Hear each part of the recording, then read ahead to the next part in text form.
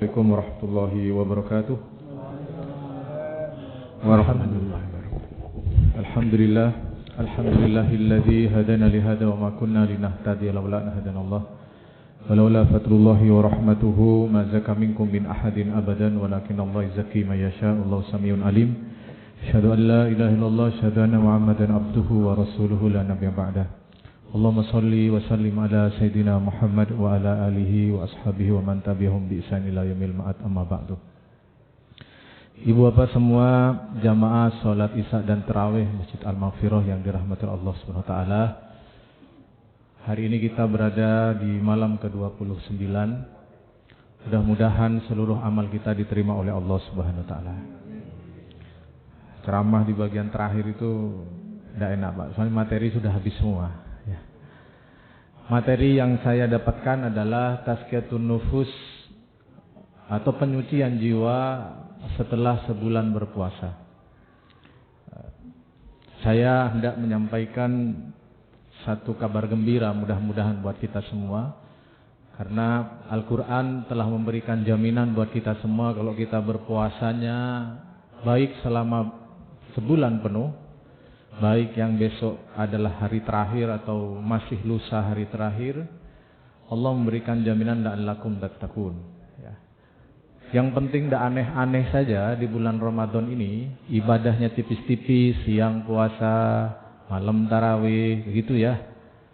Misalkan juga kita belum khatam Al-Quran, yang penting tidak macam-macam bermaksiat begitu, dan meremehkan bulan Ramadan, insya Allah level ketakwaan kita naik menurut Allah Subhanahu wa taala. Nah, apa ukuran ketakwaan itu? Banyak ya.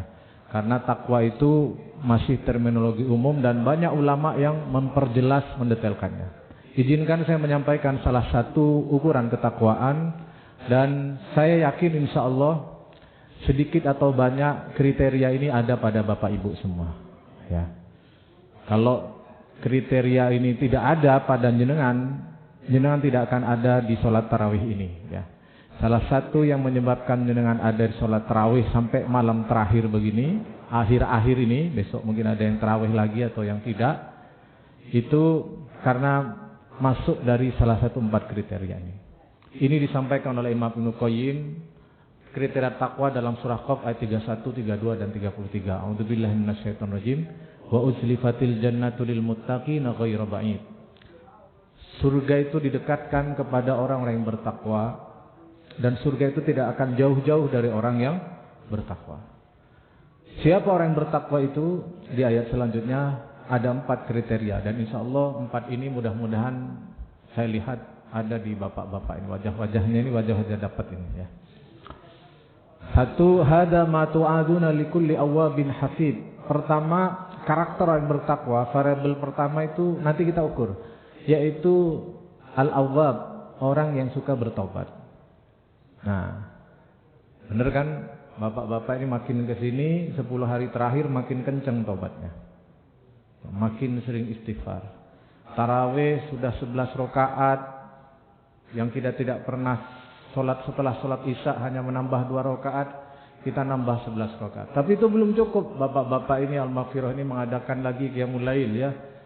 Kita datang lagi, datang sebelum itu, bacaan Quran, sholatnya dikurangi. Semua kalimat yang paling sering kita ucapkan adalah istighfar, atau kalimat lain Allahumma innaka afuwwun karim tuhibbul afwa fa'fu anni. Sama, konteksnya adalah kita bertobat.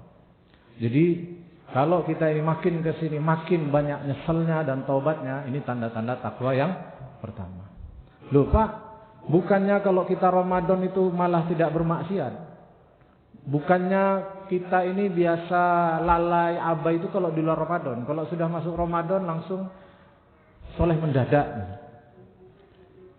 Nah, kenapa kita bertobat? Karena pengumuman teorinya itu tobat itu tidak ada hubungannya dengan maksiat.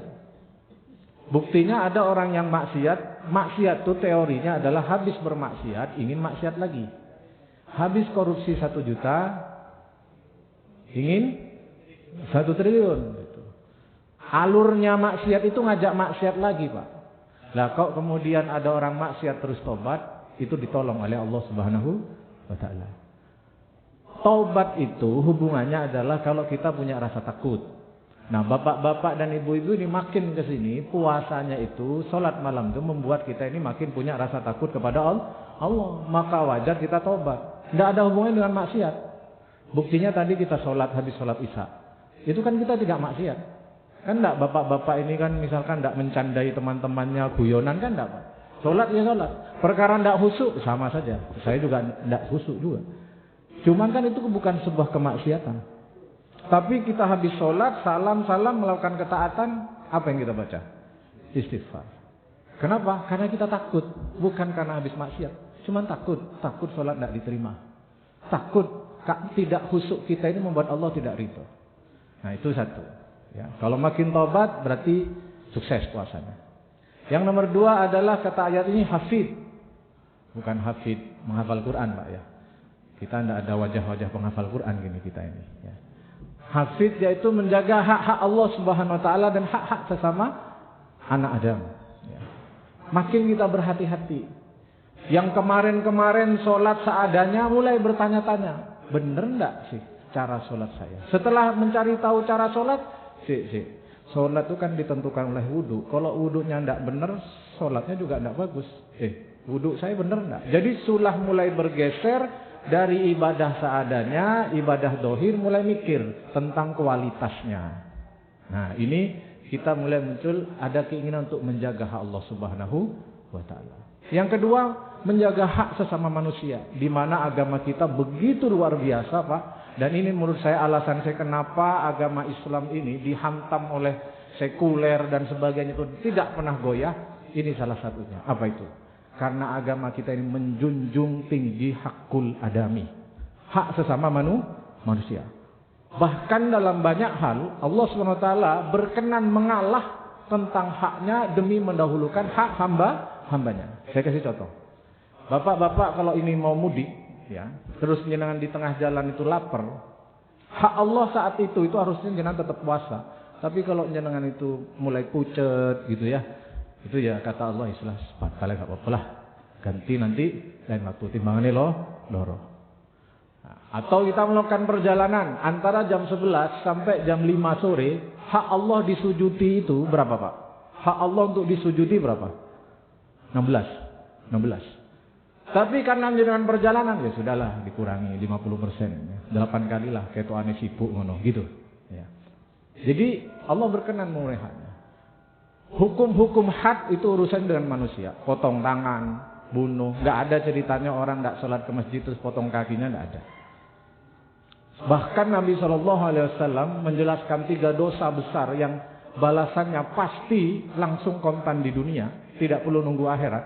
Padahal karakter dunia ini bukan tempat pembalasan. Pembalasan yang asli di mana Pak? Di akhirat. Allah berkenan menunda dosa-dosa kepada Allah nanti di akhirat. Bahkan kalau orang itu keburu taubat, Allah mengampuni dosanya.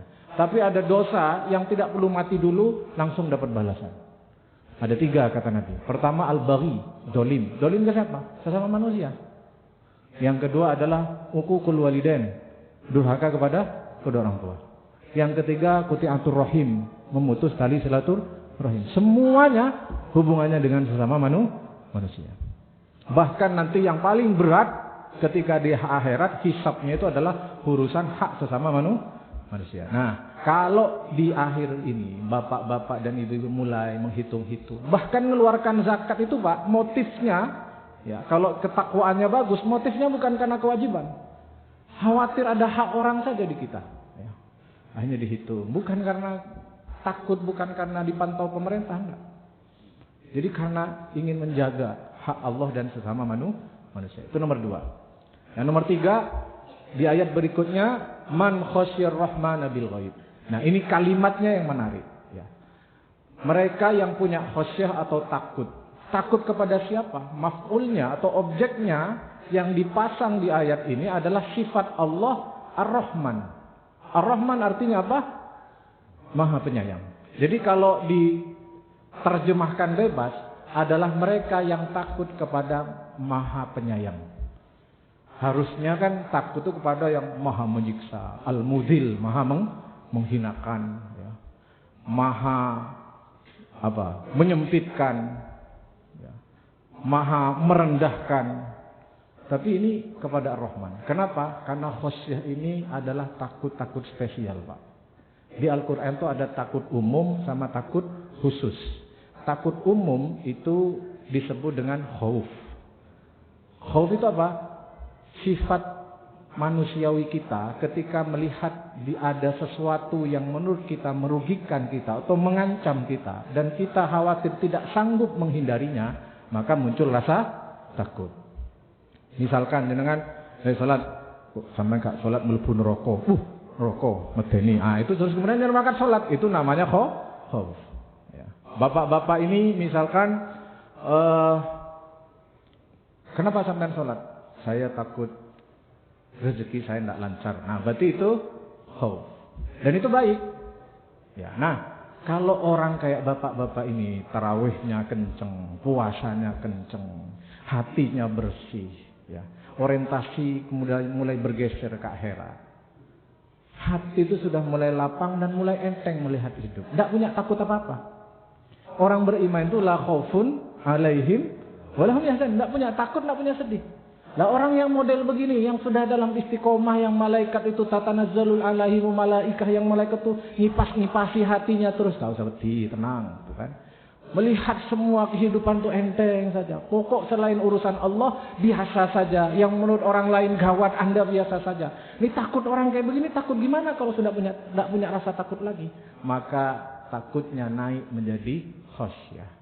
Khosyah itu apa, Pak? Takut yang berangkat dari segan dan melihat karena Allah terlalu baik dan kita takut kita ini menyia-nyiakan kebaikan Allah. Saya kasih contoh khosyah dan khauf itu begini. Dulu bapak waktu kecil, terus kita punya orang tua kita misalkan TNI misalkan ya. Bapak itu nurut sama orang tua yang dulu masih tegep-tegepnya itu, suruh ke sini mau, suruh ke sana mau. Itu karena takut dikeplaki misalkan. Nah itu namanya khauf. Sekarang orang tua kita ini, Pak, yang kekar itu, Pak, itu sudah bersimpuh di kamar, loro-loron, kadang pikun, ya, sakit. Tapi kalau diingat-ingat, kita sekarang makin tidak berani sama beliau, betul nggak?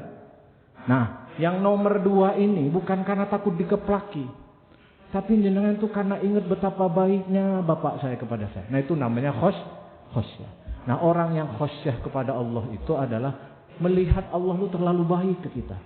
Ngatur semuanya, rezeki diatur, diberi hidayah, dibuat sholat. Yang lain hambanya tidak diberi hidayah sholat. Jenengan diberi hidayah ngaji. Hamba yang lain tidak diberi hidayah ngaji. Jenengan diberi hidayah qiyamul lail. Di waktu-waktu mustajabah. Bisa ngejar Lailatul Qadar tiap malam. Yang lain tidak diberi. Allah terlalu baik. Maka jenengan takut untuk kemudian mengkhianati Allah Subhanahu wa ta'ala. Nah, kalau kita itu ada yang kayak begini, itu namanya khosyah. Makanya Al-Quran mengatakan, ya, innama yakhsyallaha min ibadihil ulama. Yang punya khosyah itu adalah orang yang alim, yang makrifat kepada Allah Subhanahu wa ta'ala. Yang 3. Yang terakhir, tanda-tanda takwa adalah waja'a biqalbin munib. Ketika kita ini punya takut, merasa khawatir terus ke Allah, aslinya kita ingin lari dari Allah, Pak. Takut Allah itu murka ke kita, ingin lari kita ke Allah. Tapi pas ingin lari itu ternyata kita juga tahu tidak ada tempat berlari. Akhirnya balik kanan, Pak. Terus jenengan itu angkat tangan, ya Allah, tidak ada tempat berlari buat saya kecuali kembali kepada Engkau. Itu namanya waja'a biqalbin munib. Nah kalau 4 ini ada pada kita dan insya Allah saya lihat wajah-wajah bapak ini dapat 4 inilah ya. Amin ya rabbal alamin. Sehingga nanti di waktu malam takbiran kita ini bukan hanya lisan yang betul-betul bertakbir dan bersyukur kepada Allah SWT, tapi seluruh jiwa dan raga kita benar-benar bertakbir, mengagungkan dan bersyukur kepada Allah. Wa litukabbirullaha ala ma hadakum wa la'allakum tashkurun. Menjadi ahli syukur. Terima kasih. Mudah-mudahan Allah menerima seluruh amal ibadah kita. Assalamualaikum warahmatullahi wabarakatuh.